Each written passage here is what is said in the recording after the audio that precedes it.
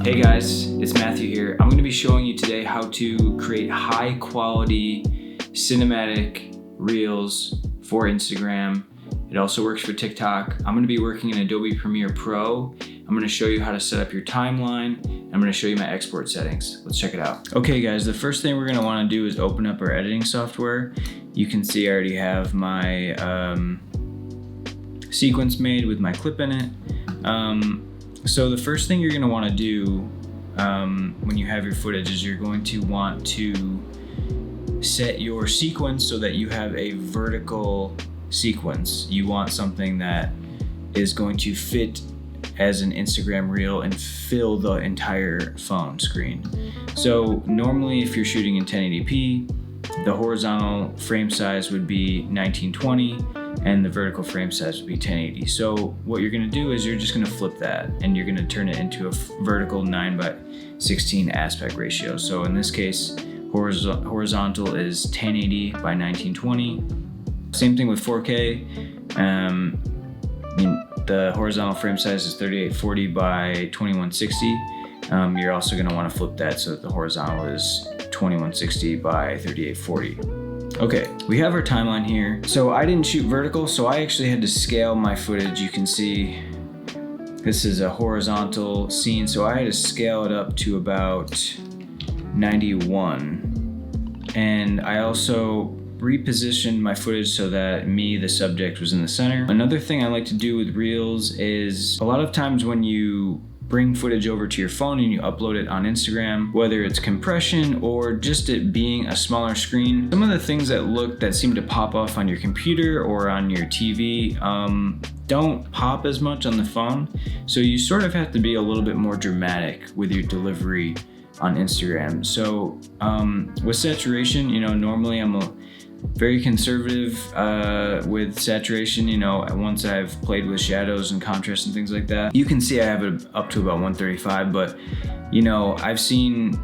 from what I've seen, the more saturation, the better, because you're gonna lose some when you carry it over. And again, you're playing it on a small screen, so don't be afraid to really play with that saturation slider, because it will help your reel pop and definitely get more attention. Also the same thing with contrast, the punchier the better. You're gonna want to increase your sharpness. I have mine set to 30. I don't want it to be too soft, I want it to be sharp, especially carrying over to the phone. Again, you want it to pop, so you wanna be a little bit more dramatic than you normally would with your footage, for YouTube or something like that. Okay, so that's our timeline. We have a vertical timeline, as you can see. So now that we have our clip and it's color graded, we are going to export. So we're gonna go over to export. You can either go down or you can hit Control M. I already have Reels presets already saved, but I'm gonna take you through mine. So these are what my settings look like. 1080 by 1920, so it's basically a match to source. You're gonna wanna keep use maximum render quality. You wanna keep that checked. Mine is set to software encoding because I'm doing 2 VBR passes.